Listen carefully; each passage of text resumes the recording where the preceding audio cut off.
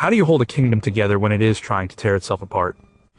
What do you do when your three sons become king, one after another, but all are weak, sick, or doomed? How do you survive as a foreign woman in a court that despises you, a queen whose husband loves another woman, a mother blamed for a massacre that would stain her name for all time? Do you play by the rules or do you change the game? Catherine de Medici faced these questions every day. Her life was a constant struggle for survival, not just for herself, but for her children and for the crown of France.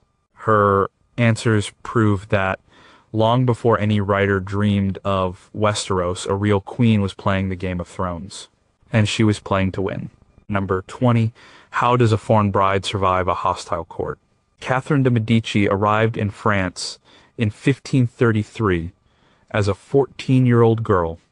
She was an orphan. Her parents died within a month of her birth. She was a member of the Medici family, powerful bankers from Florence, but to the French aristocracy, she was a merchant's daughter. They called her the Italian woman or the shopkeeper's daughter.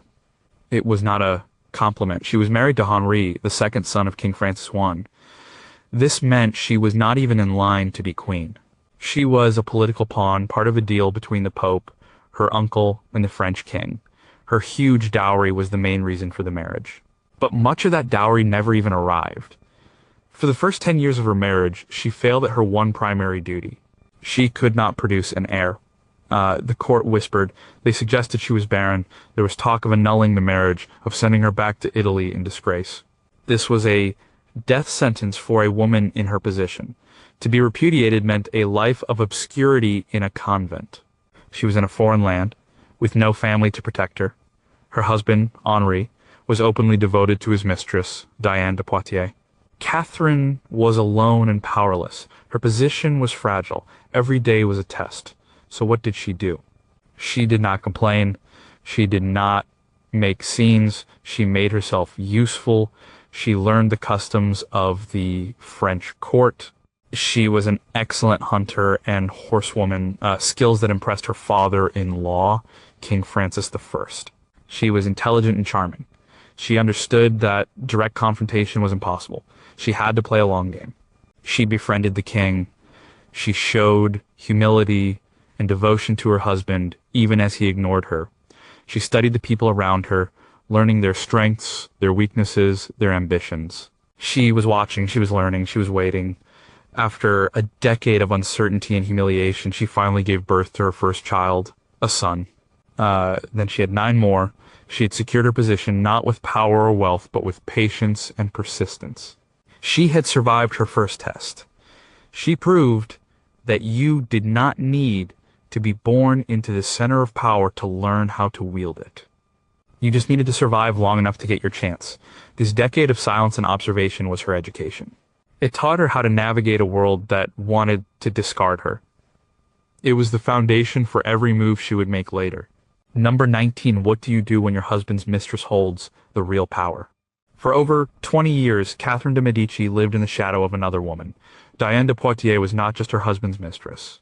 She was his chief advisor, his confidant, and the true center of the French court. Henri II was completely devoted to her.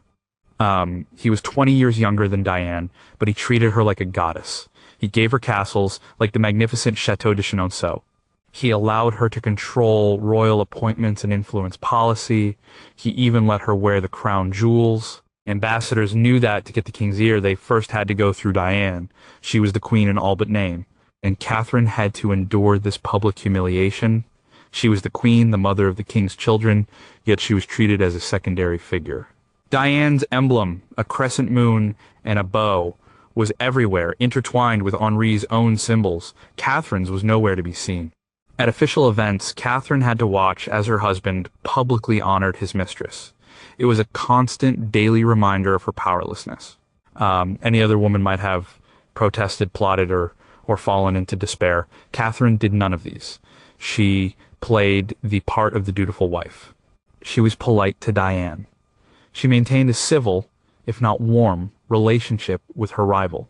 She understood that fighting Diane was fighting the king himself. That was a battle she could not win. So she channeled her energy elsewhere. She focused on her children. She created her own circle of loyal followers within the court. She patronized artists and architects, building her own cultural influence. She was creating a power base that was separate from her husband's. She was building her own identity. This period shows her incredible self-control. She swallowed her pride for years. She refused to be a victim. She treated her rival's power as a political reality, not a personal insult. She knew her time would come. She was learning that in the game of power, patience is a weapon. You do not have to win every battle to win the war. You just have to outlast your enemies. When Henri V died, Catherine's moment arrived. One of her first acts was to banish Diane de Poitiers from court. She demanded the return of the crown jewels and the Chateau de Chenonceau. After decades of waiting, her revenge was swift, cold, and absolute. Number 18, can a single moment of tragedy become your greatest opportunity? On June 30th, 1559, the court of France was celebrating. A peace treaty had been signed with Spain, and 2 royal weddings were underway. King Henri II, a strong and active man of 40, decided to participate in a jousting tournament. He was a skilled rider, but on his final pass, a splinter from his opponent's lance pierced his helmet. It went through his eye and into his brain. For 10 agonizing days, the king lay dying. The doctors could do nothing. During this time, Catherine de Medici took control. She had spent 26 years as a queen with little real authority.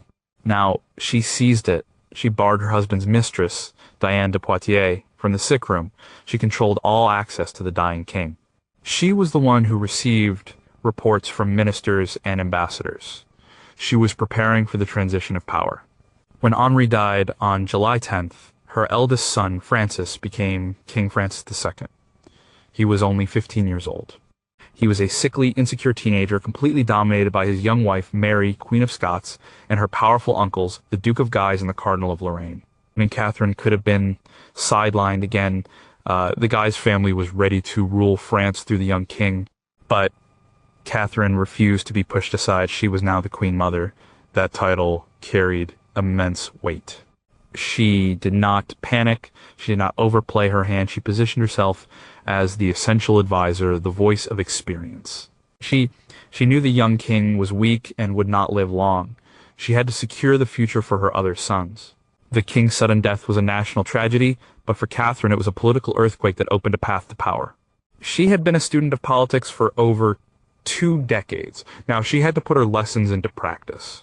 She moved into the Chateau de Chenonceau, the castle she had taken from Diane de Poitiers. She adopted a new personal emblem, a broken lance, with the motto, "From this, my tears and my pain." She wore black for the rest of her life, earning her the nickname the Black Queen. But her mourning was also a political statement. It was a constant reminder of her status as the widowed mother of the king, a figure of stability and continuity in a suddenly uncertain world. She turned her personal grief into a source of public authority. Number 17 is information, a more powerful weapon than an army. Catherine de Medici understood the value of information. In a court filled with intrigue, knowing secrets was a form of power. One of her most famous and most controversial tools was her group of ladies in waiting. They were known as the Escadron Volant, or the Flying Squadron. This was a group of about 80 intelligent, beautiful, and noble women who were constantly at her side. Her enemies, and later historians, accused her of using these women as spies and seductresses. The story goes that she would deploy them to charm powerful men at court, discover their secrets, and report back to her. The reality was probably more subtle, but the principle was the same. The court was the center of political life. Everything happened there. Deals were made, alliances were forged, and plots were hatched in conversations in corridors and bedchambers. And Catherine's ladies in waiting were perfectly positioned to overhear things. They were at the heart of the court's social life, attending balls, hunts, and dinners. They could talk to ambassadors, generals, and aristocrats in a way Catherine, as Queen Mother, could not. They were her eyes and ears. This was not a formal spy agency. It was a network of influence built on loyalty and social connection. Catherine was a master of soft power. She knew that a well-placed word or a piece of gossip could be more effective than a royal decree. She used the social sphere as a political battlefield. She arranged marriages for her ladies, creating alliances with important families. She gathered information on who was in debt, who was having an affair, and who was ambitious. This knowledge allowed her to predict the actions of her rivals and manipulate them. For example, if she knew a certain nobleman was desperate for money, she could offer him a position or a grant in exchange for his loyalty. If she knew two factions hated each other, she could play them against one another to her own advantage. Her flying squadron was a key part of this intelligence gathering operation. It gave her an advantage that her male rivals often underestimated.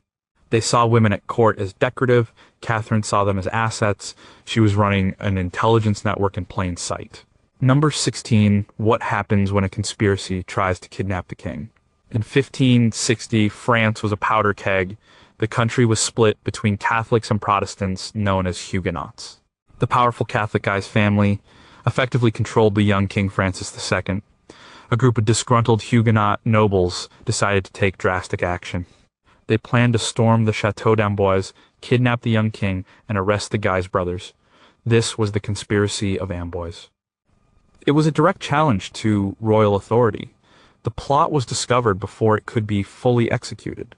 The Guise family responded with brutal force. They captured the conspirators. The punishments were swift and public. Hundreds of men were executed. Some were hanged from the castle's battlements. Others were drowned in the Loire River. The court was forced to watch the executions from the castle's balconies. It was a message of terror. Catherine de Medici was there. She saw the brutality firsthand, but she reacted differently than the Guises. She saw that violence was not a solution. It was only making the religious divide worse. This event was a turning point for her. She realized that the hardline Catholic policies of the Guises were pushing the country toward civil war.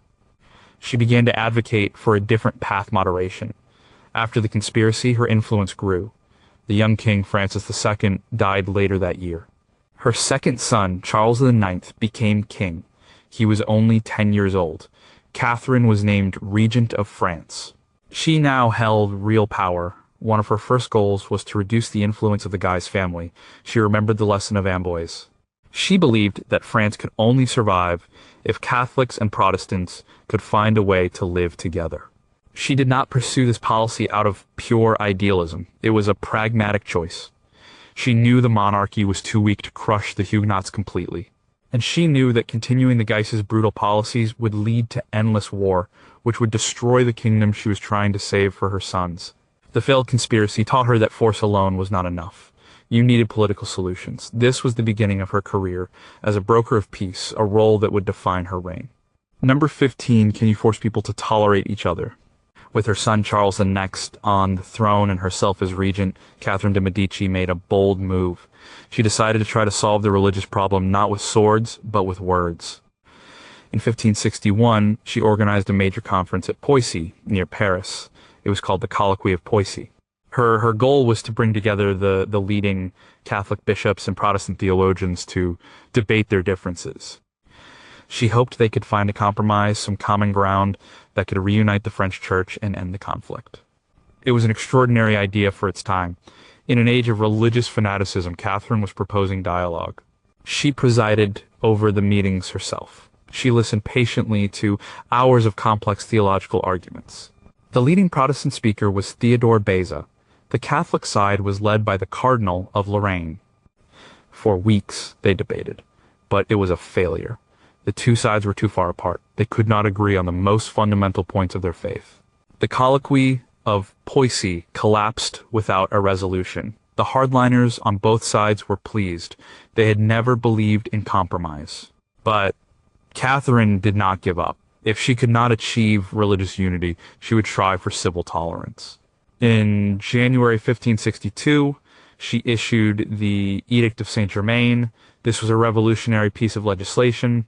For the first time, it granted official, though limited, recognition to the Protestant faith in France. The Huguenots were allowed to worship publicly outside of towns and privately inside them. It was not full religious freedom, but it was a massive step. It was Catherine's attempt to create a state where two religions could coexist. She was putting the stability of the kingdom above religious doctrine.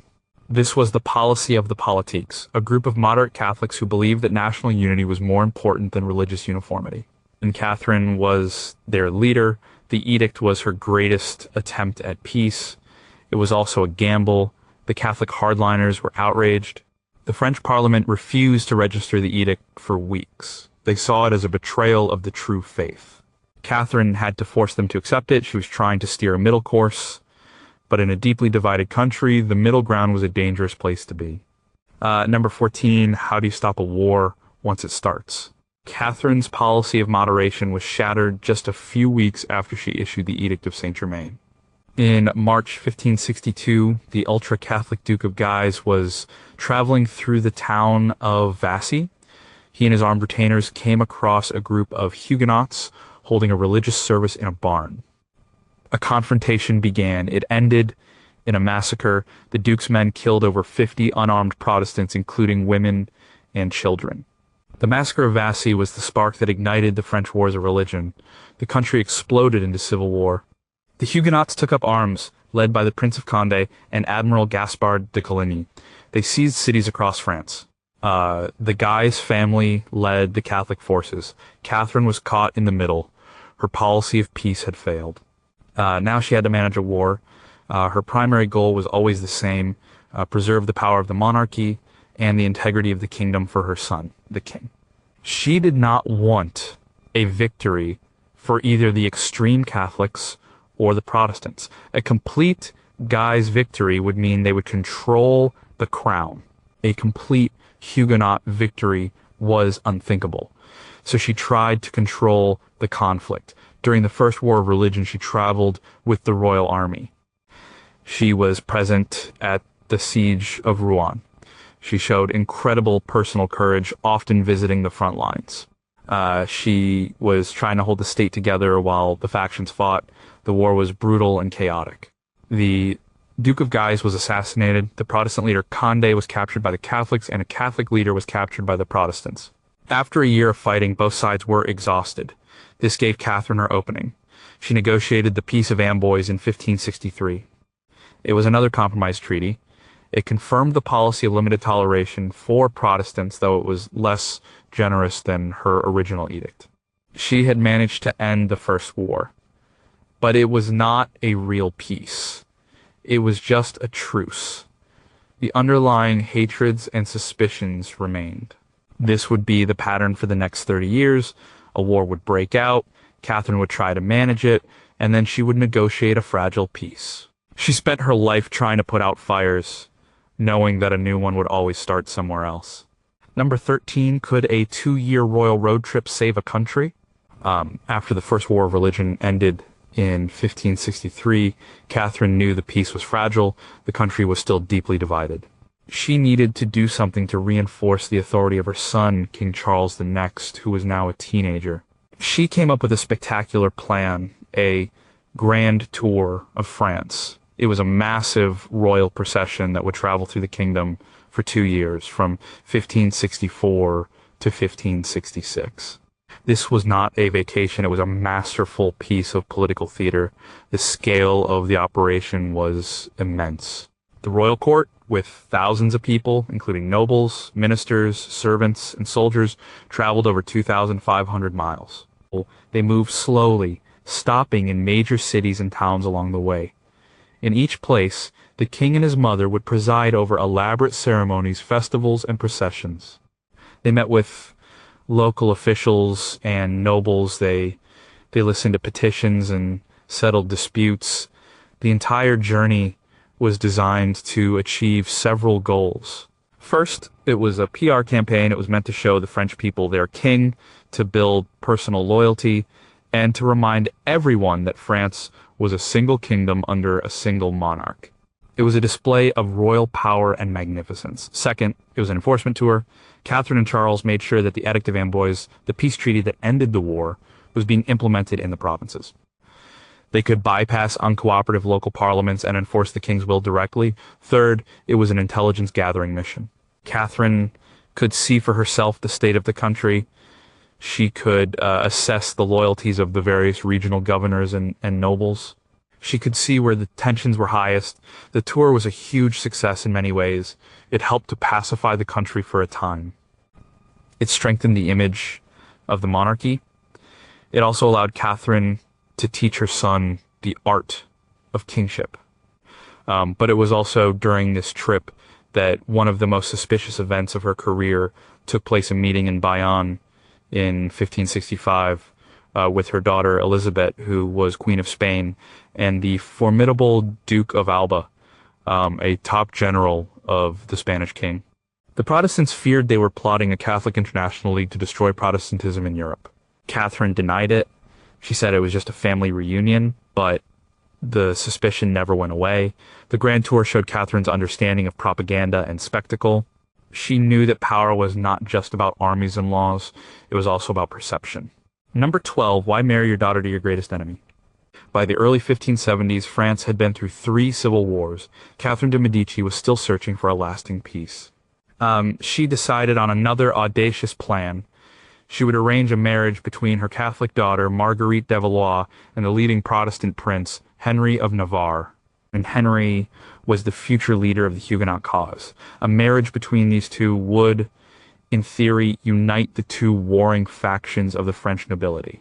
It would be a symbol of national reconciliation. It was a classic Catherine move, a political problem to be solved with a strategic marriage. The plan was incredibly risky. The Pope refused to grant the necessary dispensation for a Catholic princess to marry a heretic. The Catholic hardliners in Paris, led by the Guise family, were furious. They saw the marriage as a betrayal. The common people of Paris, who were fanatically Catholic, were deeply suspicious of the thousands of Huguenot nobles who would be coming to the city for the wedding. Despite the opposition, Catherine pushed forward. She was determined to make this marriage happen. She believed it was the only way to secure a lasting peace and to strengthen the monarchy against the overmighty Guise family. The Huguenot leader, Admiral de Coligny, had become a close advisor to Catherine's son, King Charles IX. Coligny was pushing the king to go to war with Catholic Spain, to support a Protestant revolt in the Netherlands. Catherine was strongly opposed to this. She knew France was too weak for a war with Spain. It would be a disaster. She saw the marriage as a way to secure peace at home, which would allow her to resist Coligny's dangerous foreign policy plans. The wedding was set for August 18, 1572. The Huguenot nobility flocked to Paris. The city was tense. The ceremony itself was awkward. Since Henry was a Protestant, he was not allowed inside Notre Dame Cathedral for the nuptial mass. He had to wait outside, but the wedding happened. For a few days, it seemed like Catherine's gamble might pay off. There were lavish feasts and celebrations, but beneath the surface, the hatreds were simmering. The wedding, which was supposed to be the ultimate act of peacemaking, had instead brought all the key players in the French conflict together in one place, a city that was ready to explode. Or number 11, did a royal wedding, because the bloodiest day in Paris. The celebrations for the wedding of Marguerite de Valois and Henry of Navarre lasted for days, but the peace was shattered on August 22nd, 1572. An assassin shot the Huguenot leader, Admiral de Coligny, from a window. He was wounded but not killed. The Huguenots were enraged. They demanded justice. They openly accused the Guise family of being behind the attack. They threatened to take matters into their own hands. The atmosphere in Paris became electric with fear and paranoia. King Charles IX and Catherine de Medici were in a panic. What happened next is one of the most debated events in French history. The traditional story promoted by Catherine's enemies is that she and the King's Council decided to launch a preemptive strike. They feared a Huguenot uprising. They believed their own lives were in danger, so they drew up a list of key Huguenot leaders to be eliminated. The plan was to be carried out on the night of August 23 to 24, the eve of the Feast of St. Bartholomew. The signal was to be the ringing of a church bell. This was supposed to be a limited surgical strike to remove the Huguenot leadership. But it spiraled out of control. Once the killing started, the Catholic militias of Paris and the common people joined in. The violence turned into a general massacre of all Protestants in the city. For 3 days, Paris was a scene of horror. Thousands of Huguenots, men, women, and children, were killed. The violence then spread to other cities across France over the following weeks. The St. Bartholomew's Day massacre was a catastrophe. It destroyed Catherine's policy of moderation overnight. It reignited the civil war with a new ferocity. It stained the reputation of the Valois monarchy forever. What was Catherine's role? Historians still argue. Was she the cold-blooded mastermind who planned the entire thing? Or did she panic and approve a limited strike that then unleashed a mob violence she could not control? Some evidence suggests she was trying to prevent a war with Spain and remove Coligny's influence, and things went terribly wrong. Whatever the truth, the massacre is inextricably linked to her name. The wedding that was meant to be her masterpiece of reconciliation became her greatest political disaster. It turned her from a peacemaker into the Black Queen in the eyes of Protestant Europe and many future generations. Number 10. How do you govern after you lose all trust? The St. Bartholomew's Day massacre changed everything. It destroyed years of Catherine's work. The Huguenots no longer had any reason to trust the monarchy. The wars that followed were more bitter and more organized.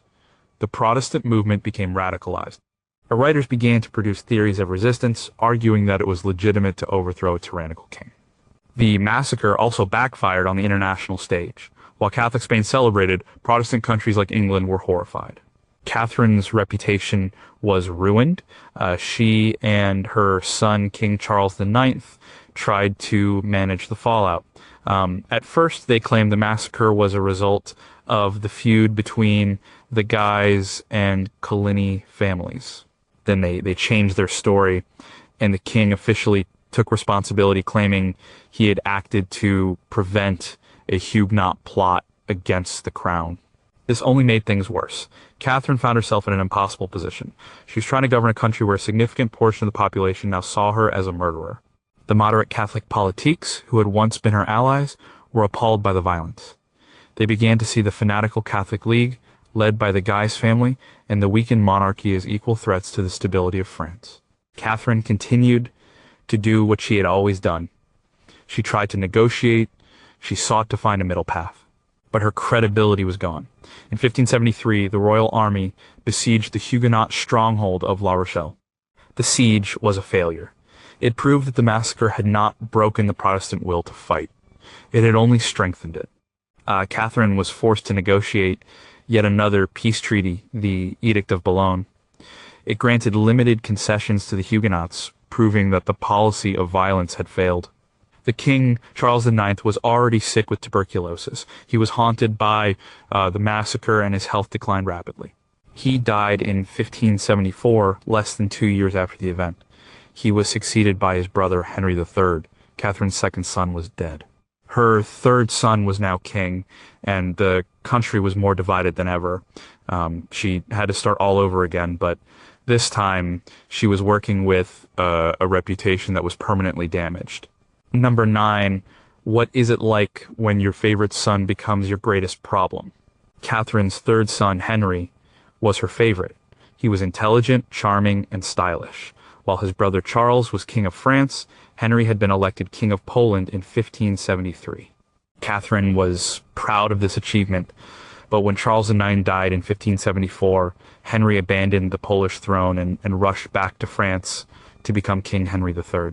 Catherine hoped that Henry would be the strong, effective king that his brothers were not, but she was to be disappointed. Henry III was a complex and contradictory figure.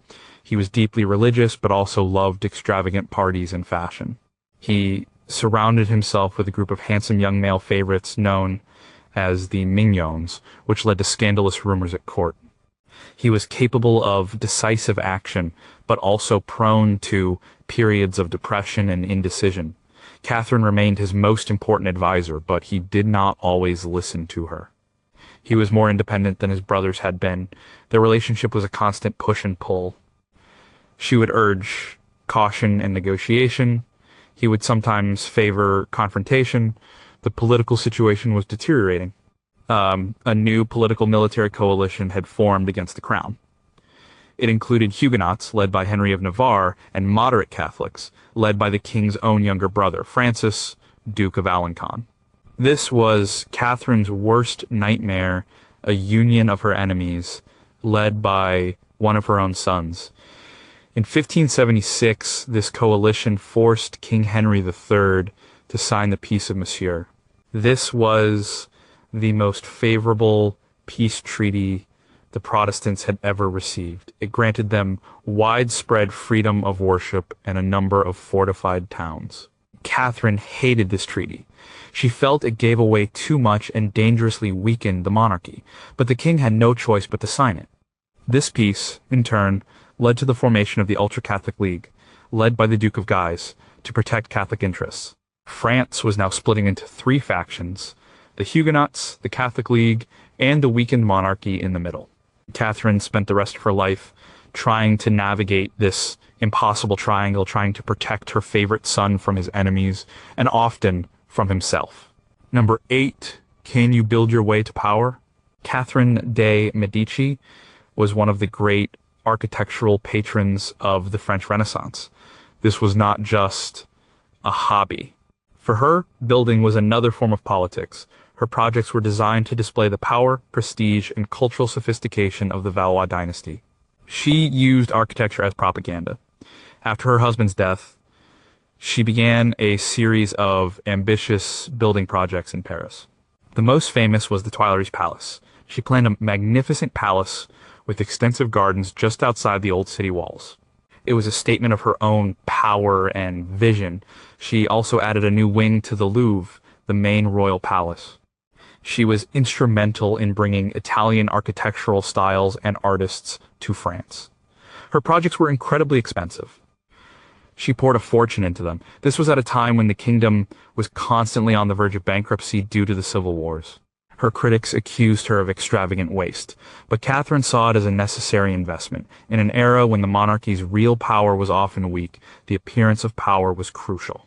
A magnificent court and grand palaces projected an image of stability and authority, even when the reality was chaos. Her love of spectacle extended beyond buildings. She was famous for the elaborate court festivals and entertainments she organized. These were not just parties. They were carefully choreographed political events. She would stage mythological ballets, mock naval battles, and elaborate mascos. These events would often carry a political message, usually about peace and reconciliation. For example, she would have dancers representing the different provinces of France performing in harmony, a clear metaphor for her desire for national unity. She used these spectacles to impress foreign ambassadors, to distract her feuding nobles, and to create a culture of magnificence around the monarchy. It was another aspect of her soft power.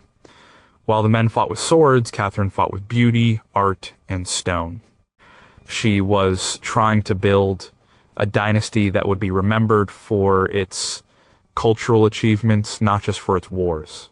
Number 7, did a queen's astrologer predict the fate of her sons? Catherine de Medici lived in an age where science, magic, and religion were deeply intertwined. She had a lifelong interest in the occult. She consulted astrologers, seers, and magicians throughout her life. The most famous of these was Nostradamus. The story goes that he warned her about the jousting accident that would kill her husband. He is also said to have shown her a vision in a magic mirror, where she saw the faces of her 3 sons who would be king, each ruling for a short time, followed by her son-in-law, Henry of Navarre, who would rule for much longer. Whether these stories are true or not, Catherine's reliance on astrologers was well known. She had her own personal astrologer, Cosimo Ruggieri, whom she brought with her from Italy. She had an astronomical observatory built next to her palace in Paris. Her enemies used this against her. They accused her of practicing black magic and of being a poisoner. They spread rumors that she used her knowledge of potions and dark arts to eliminate her rivals. These accusations became a key part of the Black Queen legend. So why did this intelligent and pragmatic woman rely on astrology? There are a few possible reasons. First, she may have genuinely believed in it. Most people of her era did.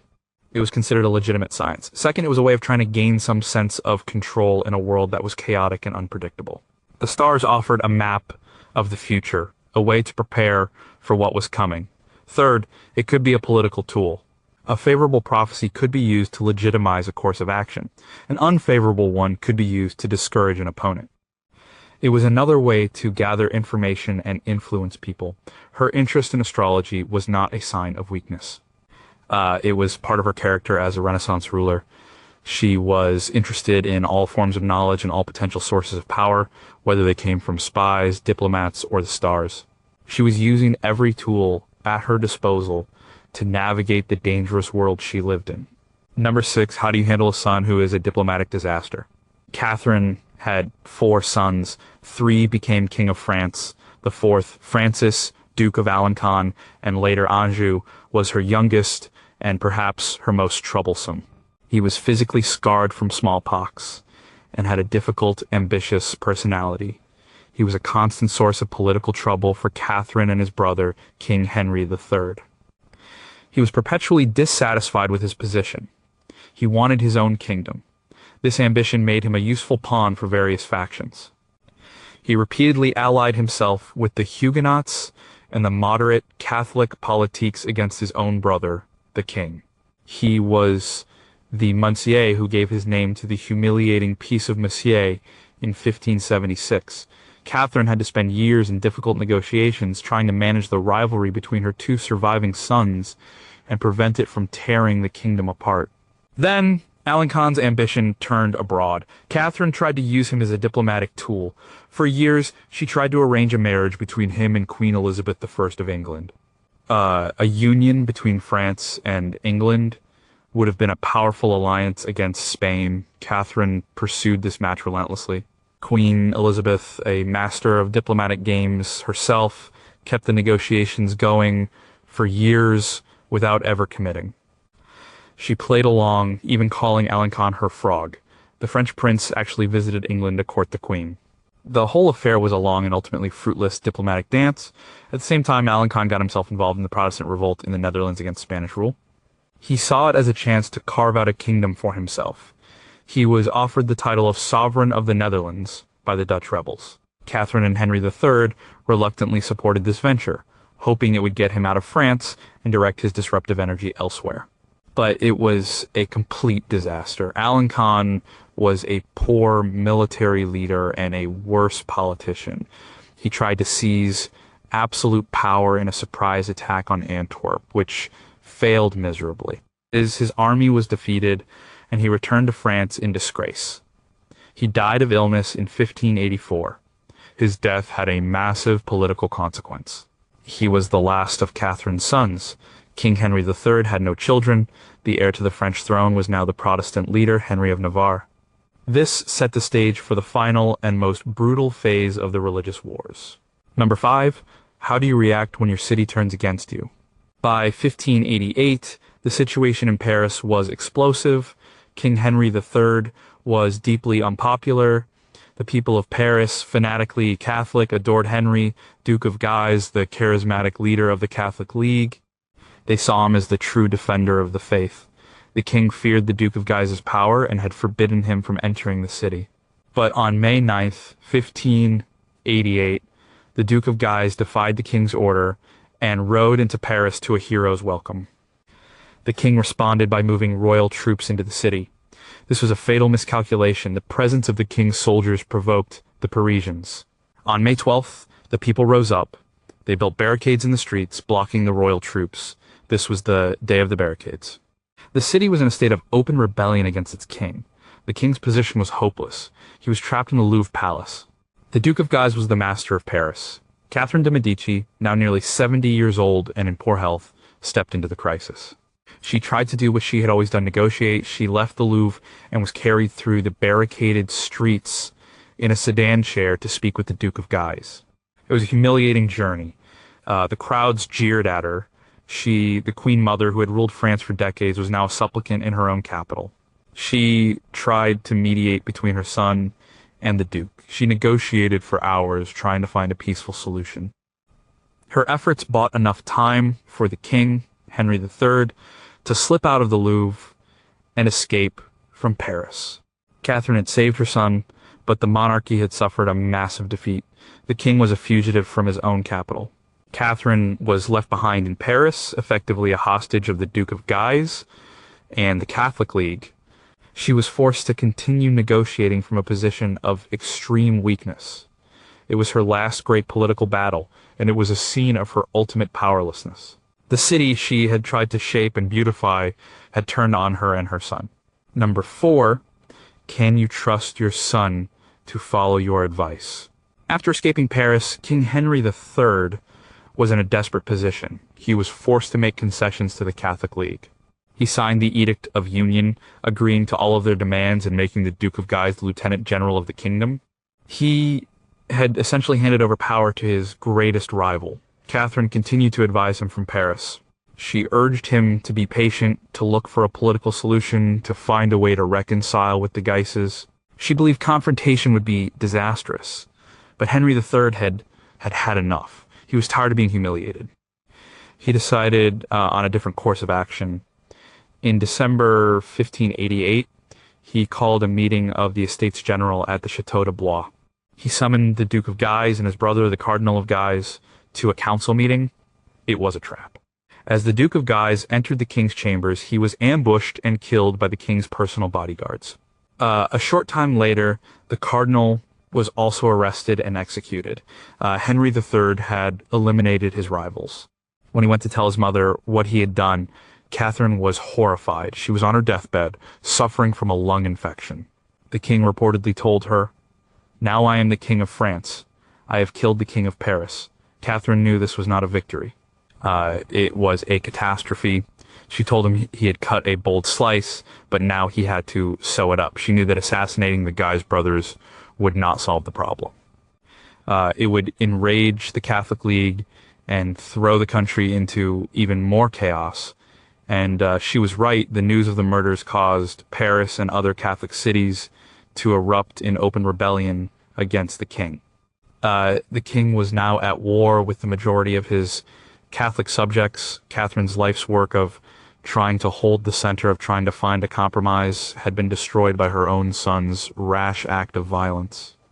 It was the final failure of her political career. Number 3, what is it like to die while your kingdom burns?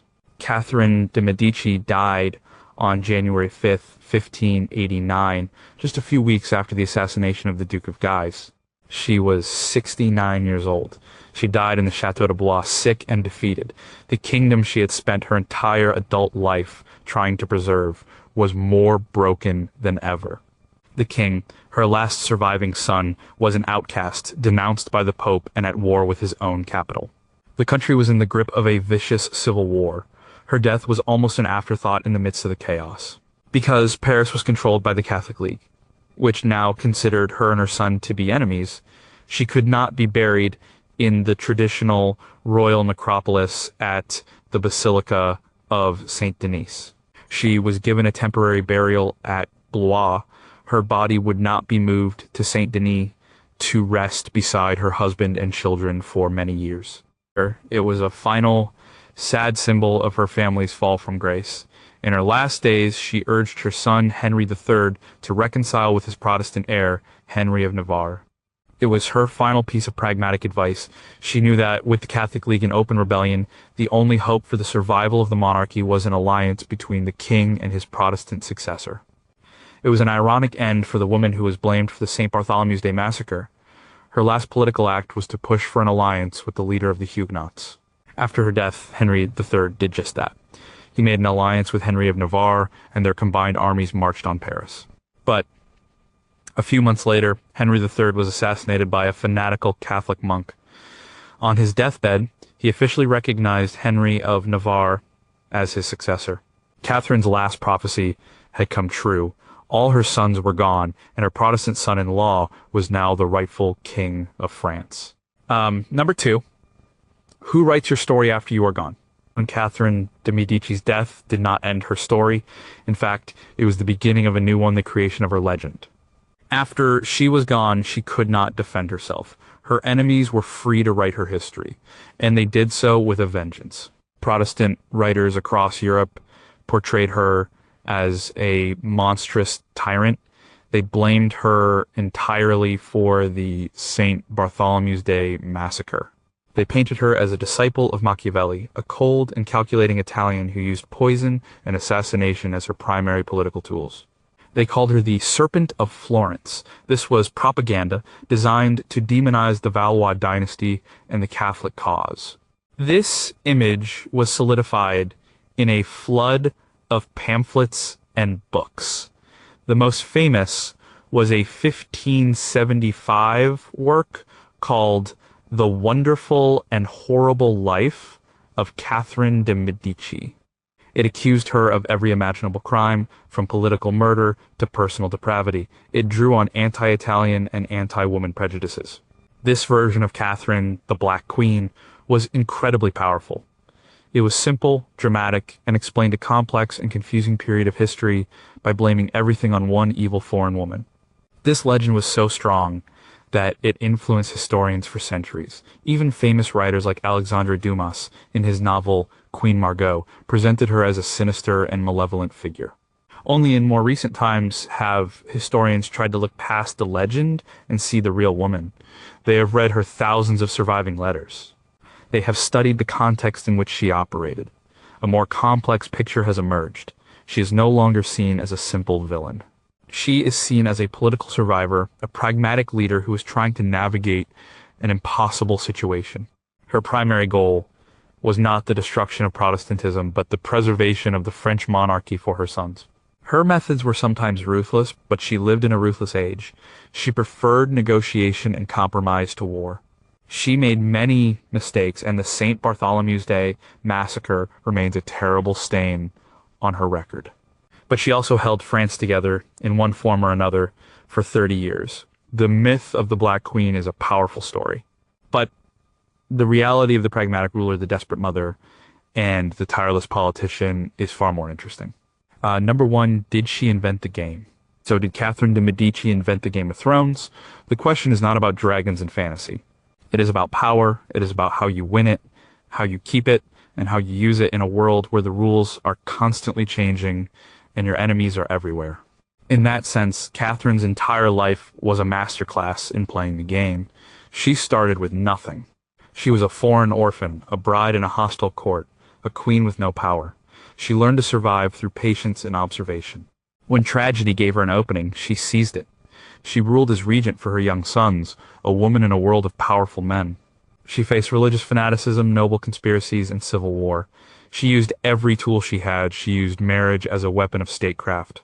She used her court as an intelligence network.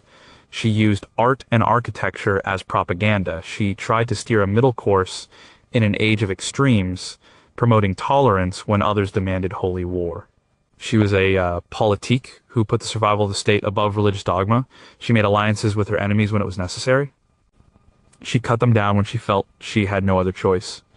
She negotiated endlessly, writing thousands of letters, traveling across the country, trying to hold the fragile peace together with her own hands. She faced betrayals, not just from her rivals, but from her own children. She lived to see her policies fail, her sons die, and her kingdom descend into chaos. In the end, her dynasty died with her last son. But the kingdom of France survived, and it was her son-in-law, Henry of Navarre, the man she had brought into the royal family, who would finally end the wars and rebuild the nation. Her legacy is complex. She was not a saint. She was a ruler who made hard choices in brutal times. But to see her only as the villain of the St. Bartholomew's Day massacre is to miss the larger story. It is the story of a woman who, for 30 years, was the central player in the ruthless politics of 16th century France. She did not create the game. It is a game that has been played as long as there have been rulers and kingdoms. But she played it with a skill, a tenacity, and a pragmatism that few have ever matched. She understood that power was a complex web of influence, information, and perception. She fought for her family and for her crown, and she never, ever gave up.